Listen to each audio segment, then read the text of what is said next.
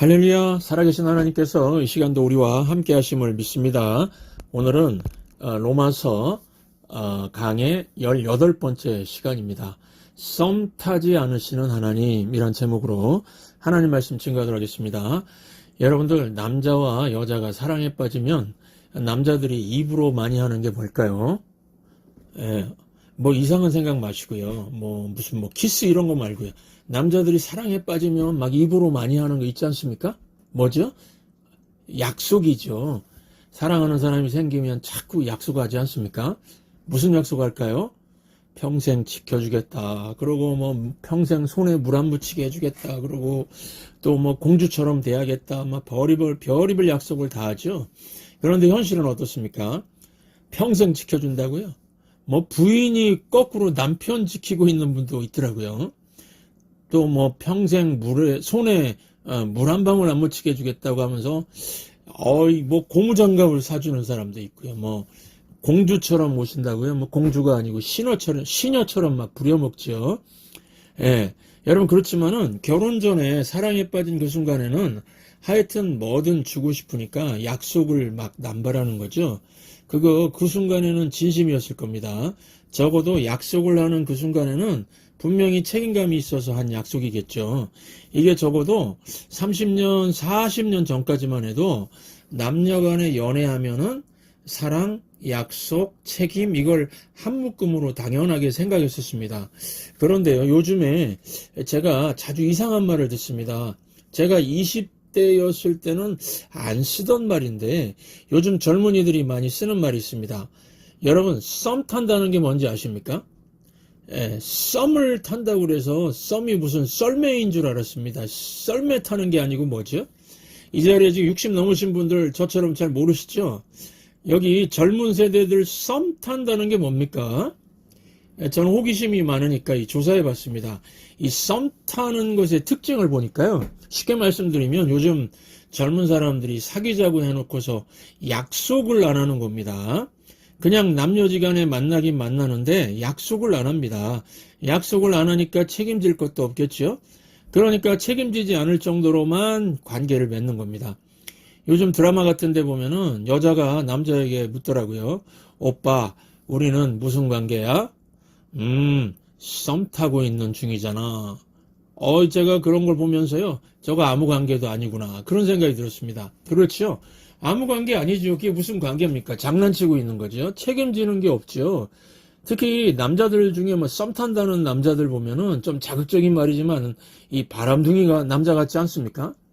이런 남자 보면은요, 매너는 끝내줍니다. 이벤트도 잘하고요. 그래서 막 속아 넘어가는 여자 보면 불쌍합니다. 아닌 줄 알면서도 빠져들게 하는 거 사악한 남자거든요. 근본이 사랑이 아니고 장난하는 거 아닙니까? 즐기다가 끝내겠다는 거. 이 썸만 타겠다는 거거든요. 이런 관계는 빨리 끝내는 게 좋습니다. 돈 낭비죠. 시간 낭비죠. 또 감정 낭비죠. 여러분, 남녀 만나면은 사랑이 있어야죠. 사랑에는 약속이 있고 약속에는 책임이 있는 거 아닙니까? 그래야 결혼이라는 결과, 가정이라는 결과가 나오는 거죠. 여러분, 성경은 말합니다. 하나님은 우리와 썸 타지 않으신다고요. 하나님은 사랑하고 약속하고 책임지는 분이십니다. 하나님은 우리를 사랑하기 때문에 계속 약속을 하십니다. 약속을 막 몰아서 주신 게 구약, 신약입니다. 그래서 성경을 읽으면 하나님의 사랑이 엄청나구나 느껴집니다. 성경은 다 약속이거든요. 여러분, 하나님의 약속과 최고의 책임이 무엇입니까? 내가 너를 구해주겠다죠. 그게 십자가 아닙니까? 여러분, 성경 66권을 줄여서 한 구절로 요약하면은 요한복음 3장 16절입니다. 이 구절은 하나님의 사랑, 약속, 책임, 이 세 가지가 다 들어있습니다. 이 구절 함께 읽겠습니다. 하나님이 세상을 이처럼 사랑하사 독생자를 주셨으니 이는 그를 믿는 자마다 멸망하지 않고 영생을 얻게 하려 하심이라. 하나님이 세상을 사랑하시죠. 다른 말로 나를 사랑하시죠. 그래서 성경에 약속하셨습니다. 학자들 중에는 구약 성경에 독생자를 주시겠다는 약속이 300개 정도 된다고 하기도 하고 400개 정도 되기도 한다고 합니다. 대충 잡아서 365개쯤이라고 한다면은 하나님은 매일 약속하시는 겁니다. 너를 사랑해서 독생자를 내어 주고라도 너의 죄값 대신 치르고 죽음에서 생명으로 옮기는 값 대신 치르고 널 반드시 구해서 천국으로 데리고 오겠다. 이 약속하시는 겁니다. 여러분, 예수님이 저와 여러분같이 실망스러운 죄인들 위해서 왜 십자가를 지셨을까요? 원래 그 십자가형에 처하는 죄수는 100% 나체 상태로 매달리게 했다고 합니다. 그런데 화가들이 그림을 그릴 때 너무 수치스러우니까 천조각 같은 걸 덮어서 팬티처럼 입힌 겁니다. 제대로 그리려면요, 나체로 십자가에 못 박혀 죽은 예수님을 그려야 합니다. 이게 얼마나 수치스럽고요, 얼마나 고통스럽습니까? 거룩하신 성자 하나님 인간이 되셔서 그렇게 하신 이유가 뭘까요? 책임지려고 한 겁니다. 사랑하니까 살려야죠. 사랑은 책임지는 거 아닙니까? 그러니까 우리 하나님은 어떤 하나님이라고요? 썸 타지 않으시는 이 하나님입니다. 진짜 사랑을 하시는 하나님입니다. 제가 로마서 4장을 몇 주째 읽고 묵상해도 얼마나 깨닫는 것이 많은지 로마서 5장으로 아직도 못 넘어가고 있습니다. 오늘 본문에서 제 눈에 크게 들어온 단어가 있었습니다. 우리 13절 함께 읽겠습니다. 아브라함이나 그 후손에게 세상의 상속자가 되리라고 하신 언약은 율법으로 말미암은 것이 아니요 오직 믿음의 의로 말미암은 것이니라. 여기 상속자라는 단어가 나오죠. 상속자는 하나님이 약속하신 것을 다 받는 사람입니다. 하나님의 사랑, 약속, 책임의 결과가 뭐냐면은 상속자 되는 겁니다. 상속자 되려면은 법적인 근거가 있어야죠. 공증이 있어야죠. 저와 여러분이 하나님의 자녀라는 법적인 공증서가 무엇일까요? 계시록 3장 5절 함께 읽겠습니다.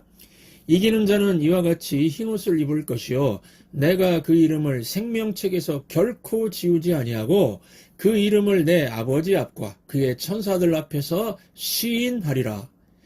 법적으로 하나님의 자녀라는 공증서는 하늘나라에 있는 생명책입니다. 거기에 우리 이름을 딱 기록하시고 상속자가 되었다고 공증하신 겁니다. 누가 공증하시죠? 예수님. 내가 그 이름을 생명책에서 결코 지우지 아니하고 그 이름을 내 아버지 앞과 그의 천사들 앞에서 시인하리라. 그래서 생명책에 올라간 이름은 중간에 삭제될 수 있습니까? 없습니까? 절대로 삭제되지 않습니다. 그러면 제가 궁금한 게 있는데요. 이 자리에 계신 여러분들 이름이 거기에 기록되어 있습니까? 생명책에 내 이름이 기록되어 있다고 확신하는 분 한번 손 들어주세요. 네, 손 들어주세요.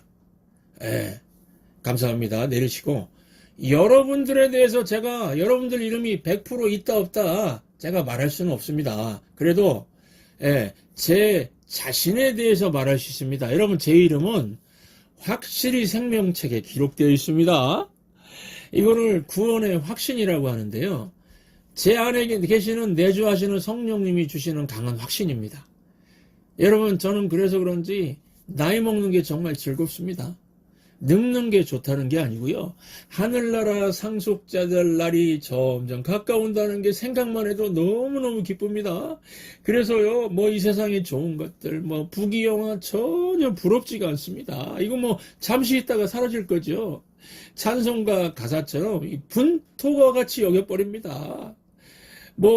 이게 없는 자, 가져보지 못한 자의 자기 위로 그런 게 아니고요. 하늘나라 상속자인 제가 후회 받을 것과 비교하니까 아무것도 아니라는 겁니다. 그래서 찬송가에도 나오죠. 구름 같은 이 세상 모든 부귀영화 나는 분토와 같이 내어버리고서. 세상의 모든 부귀영화가 바람 불면은 구름이 싹 사라지듯이 없어지는 거죠. 그게 뭐가 부럽습니까? 오직 천국의 복을 사모하며 사니. 상속자의 복이죠. 구원받은 내 이름 기억하옵소서. 예수님이 공중해 주시고 시인해 주시니 얼마나 든든합니까? 바라기는 오늘 손 안 드신 분들, 또 손을 들었어도 확신이 좀 약한 분들, 예배 마치기 전에 하늘나라 상속자 되는 거, 생명책에 여러분 이름이 올리는 것부터 해결하고 가시기 바랍니다. 여러분들 하나님의 상속자 되는 거 이거 어려울까요? 쉬울까요? 쉽습니다. 저 같은 사람도 상속자 되었는데요. 로마서 3장 22절 함께 읽겠습니다. 곧 예수 그리스도를 믿음으로 말미암아 모든 믿는 자에게 미치는 하나님의 의인이 차별이 없느니라. 여기 하나님의 의인은 하나님과 관계 맺는 걸 뜻합니다. 하나님과 내가 아버지와 자녀의 법적 관계를 맺는 걸 뜻합니다. 하나님의 자녀가 되어서 하늘나라 상속자 되는 걸 말합니다. 그 길이 무엇이라고요? 예수 그리스도를 믿는 믿음으로 이루어진다는 겁니다. 믿음, 이게 영접이라고 그랬죠. 하나님 사랑 약속 또 책임의 이 성취가 십자가거든요. 예수 믿으라는 게 하나님의 사랑 영접하라는 것입니다. 이것만 하면은 상속자 되게 해주겠다는 겁니다. 뭐 내 노력과 내 업적과 뭐 자격을 따지면은 절대로 하늘나라 상속자 못 됩니다. 그런데 하늘나라 상속자는 어떻게 된다고요?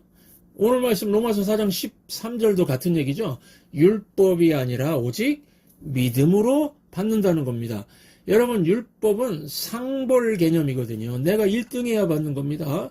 내가 잘해야 받는 겁니다. 그런데 언약, 하나님의 약속 어떻습니까?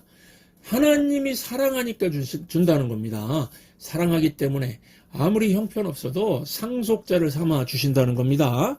그러니까 나 같은 죄인도 하늘나라 상속자 될 수 있나요? 예, 있습니다. 하나님의 사랑, 약속, 책임의 절정인 예수님의 십자가 대속을 믿으시기 바랍니다. 다른 말로 예수님 영접하시기 바랍니다.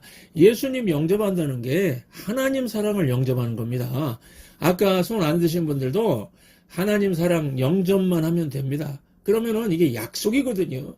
상속자 삼겠다는 하나님의 약속이 이루어지면서 여러분 이름이 생명책에 기록이 되는 겁니다. 저는요, 신앙생활하면서 참 이해가 안 되는 게요, 교회 다니는 많은 분들이 하나님의 약속을 받고 은혜를 받았다고 하거든요. 상속자라고 말하거든요. 그런데 제 눈에는 율법으로 살고 있다는 겁니다. 상속자인데 저럴 수가 있나? 이해가 안 되는 겁니다. 제가 말하는 거 들어보잖아요. 이렇게 말하는 거 들어보면은 뭐 잘했으니까 상 준다 그러고 못했으니까 벌 준다 그러고요. 저 사람은 내 기준에 안 맞으니까 안 끼워준대요. 이 사람은 내 기준에 맞으니까 받아준대요. 이런 거를 끼리끼리 문화라고 그러죠. 이거는 세상 문화지 교회 문화 아닙니다. 하나님의 상속자라는 의식이 있는 사람은요, 사람을 이렇게 차별할 수가 없습니다. 또 교회 다니는 부모라 그러면서 자녀에게 하는 거 보면은 율법의 상벌 개념으로 교육을 하고 있습니다. 1등 하면은 스마트폰 사준답니다. 이거 상벌 개념이죠. 잘하면 잘해주고 못하면은 못해주고요. 이거는 하나님의 교육 방식이 아닙니다. 하나님은 우리가 형편없어도 몹쓸 사람이어도 사랑해 주시고 약속해 주시고 책임져 주시지 않습니까? 그러니까 신앙교육이란 게 하나님 방식대로 하는 겁니다. 1등 한 거는 1등 한 거고요. 1등 할 리가 없기 때문에 사준다 그래야죠. 자녀를 사랑하니까 해주는 거죠. 여러분, 신앙교육은 심플합니다. 하나님의 약속과 성취를 배우게 하는 겁니다. 저는 우리 교회 신앙교육도 이 원리에 따라서 하려고 합니다. 뭐 성경함성 1등이다, 1등이니까 상 준다, 이런 거 아닙니다. 1등인데 성품은 이기적이고 약속은 지킬 줄 모르는 아이로 자라게 하면은 신앙교육 실패하는 겁니다. 여러분이 어떤 교회들 보면요, 교회 분위기 자체가 율법의 상벌 개념에 좌우되는 것 같습니다. 뭐 전도사들도 뭐 똑똑하고 능력이 있으니까 대우해주고 뭐 사례 더해주고 그런데요, 잘하는 사람 상 주고 못하는 사람은 회사처럼 하루아침에 잘라버립니다. 그게 무슨 교회입니까? 못하니까 더 기회를 주어서 잘할 수 있도록 도와줘야죠. 세상은 뭐 성과 위주, 상벌 위주의 교육을 하더라도 교회는 은혜의 원리로 신앙교육해야 되는 거 아닙니까? 그래야 세상과 다른 거를 보여줄 수가 있는 거죠. 여러분, 교회는 어떤 곳입니까? 십자가 사랑 훈련하는 곳입니다. 쉽게 말해서 내가 욕먹더라도 남을 잘되게 해주는 훈련하는 곳입니다. 이게 십자가지요. 당신을 살리기 위해서 내가 죽겠습니다. 이런 게 교회입니다. 여러분들 남이 잘하니까 나도 잘하는 거는 은혜를 모르는 사람도 하는 거죠. 은혜의 삶은 이런 상식을 넘어서는 겁니다. 하나님이 우리같이 형편없는 죄인을 사랑하기로 결심하셨죠. 그러니까 하나님 자녀인 우리도 그렇게 해야 되지 않습니까? 멀리 생각하지 말고 우리는 천성교회 교우들을 사랑하기로 결심하는 겁니다. 결심이 십자가 사랑 훈련의 첫 출발입니다. 여러분, 사랑이 감정인가요? 좋은 감정이 생기지 않아서 사랑 못하고 하겠다고 그러면은요, 그 사람은 타인을 평생 사랑할 수 없을 겁니다.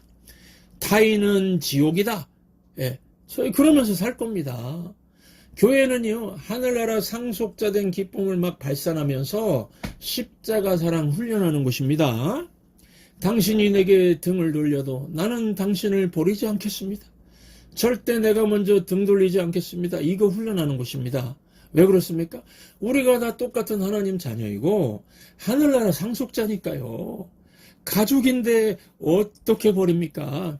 우리가 예수님의 피로 형제 자매된 하늘나라 가족이지 않습니까?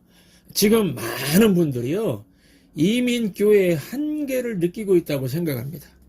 뭐 우리 교회 모습을 보고도 실망한 분들도 있을 겁니다. 뭐 교회가 율법의 상벌 개념으로 유지된다, 뭐 끼리끼리 문화가 있다 그러면서요, 뭐 나는 메아리다 아리아리 메아리다, 이런 뭐 관계 유지에 머물러 있는 사람도 있을 겁니다. 이 나는 메아리다, 이게 무슨 뜻입니까? 나는 당신이 나에게 한 그대로만 돌려주겠다는 거죠. 뭐 이에는 이, 눈에는 눈, 이런 식으로 대하니까 공동체가 항상 긴장의 연속이고 감동이 없는 거죠. 저는 우리 천성교회가 그런 뻔한 교회 되지 않길 원합니다. 그러려면 저와 여러분이 사랑하겠다는 의지적인 결단과 서약이 필요하다고 생각합니다.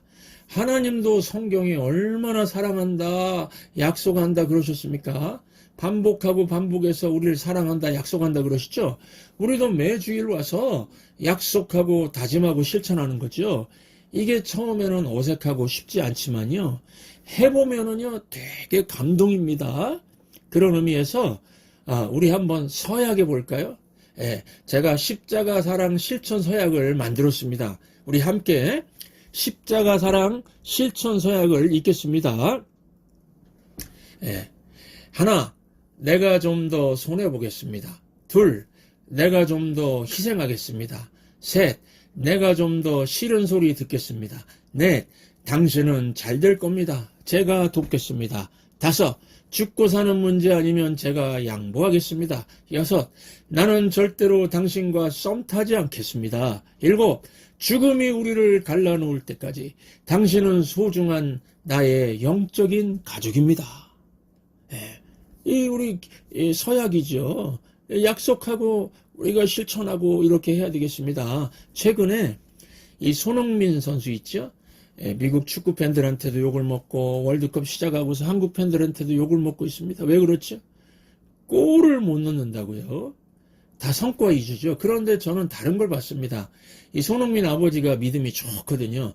신앙교육을 잘 시킨 것 같습니다. 손흥민 리더십이 은혜의 리더십입니다. 손흥민은 골 못 넣는다고 사람들이 욕을 해도 다른 선수들을 세워주고 골을 넣게 만들어주는 걸 봤습니다. 그래서 다른 선수들이 골 넣고서 손흥민 얘기를 많이 하는 걸 봤습니다. 소니 덕분입니다. 흥민이 형 덕분입니다. 손흥민이 자기를 격려해주고 사랑해주고 믿어줬다는 겁니다. 너는 잘 될 거야. 내가 약속해. 내가 도울 수 있는 거 다 도와줄게. 그랬다는 겁니다. 그게 책임지는 거죠. 이게 은혜 원리 아닙니까? 남들이 욕하고 그래도 묵묵히 연약한 사람들 세워주는 겁니다. 지난 멕시코와 한국의 월드컵 축구 경기 보셨죠? 골을 막지 못한 김승규 골키퍼가 한순간에 우리 한국 국민들 죄인이 되어버렸습니다. 여러분, 그때 손흥민은 자기도 골을 못 넣는다고 욕먹는 가운데 있으면서도요, 경기 끝나고 라크룸에서 김승규 골키퍼한테 먼저 다가갔다고 합니다. 다가가서 손가락 3개를 딱 펴서 보여줬답니다. 이게 무슨 뜻이었을까요? 손가락 3개. 승규 형이 멕시코전에서 골 3개를 막은 거 나는 기억해. 잘했어. 그랬다는 겁니다. 와, 제가 그걸 보면서 아버지가 신앙교육을 잘 시켰다는 걸 또 한 번 느꼈습니다. 사람들은 실수로 못 막은 거 그거 한 가지 가지고 욕을 하는데 손흥민은요, 막은 골 3개를 칭찬해 준 겁니다. 참 훌륭하죠? 이게 은혜 원리입니다. 못한 거 지적하는 게 아니라 잘한 거 칭찬하지 않습니까? 저와 여러분은 손흥민보다 더 잘할 수 있겠죠? 우리가 하늘나라 상속자들인데 이 정도는 거뜬히 할 수 있는 인격을 갖고 계시죠? 여러분, 성도의 섬김과 희생과 책임지는 마음은 하늘나라 상속자 의식에서 나옵니다. 내가 충분히 받은 겁니다. 그러니까 이 은혜를 어떻게 갚아야 할지 하는 마음에 남에게 더 잘해주고 싶은 겁니다. 내가 좀 손해보고 내가 좀 크게 책임지고 해서라도 모든 일을 원망과 시비가 없이 하고 싶은 겁니다. 정말 하나님의 흠없는 자녀로 살고 싶은 겁니다. 우리 빌립보서 2장 14, 15절 함께 읽겠습니다. 모든 일을 원망과 시비가 없이 하라. 이는 너희가 흠이 없고 순전하여 어그러지고 거스르는 세대 가운데서 하나님의 흠없는 자녀로 세상에서 그들 가운데 빛들로 드러나며.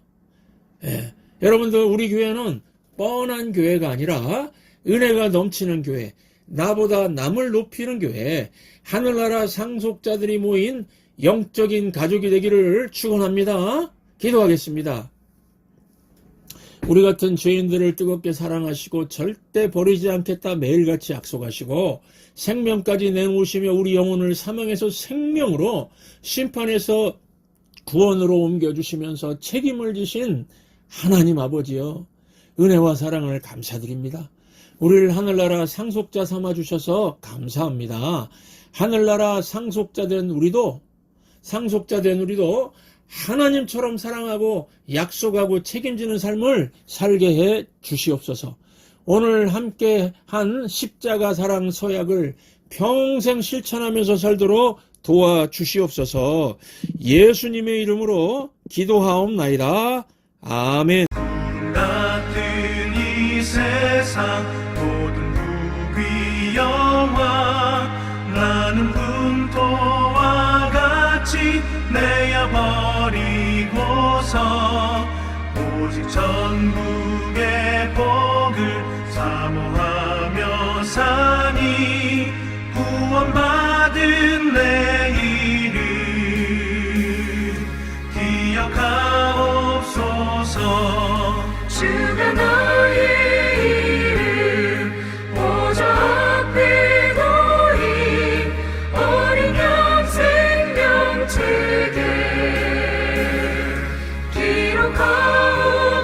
기록하옵소서. 주여 보배 피로써 모든 죄 씻으소. 나의 부족한 곳을 씻어 밝히소서. 있는 보다 더이게 죄를 씻었으니 구원받은 내일을 기록하옵소서. 주가 너의 이름 보좌 앞에 놓인 어린 양 생명책에 기록하옵소서.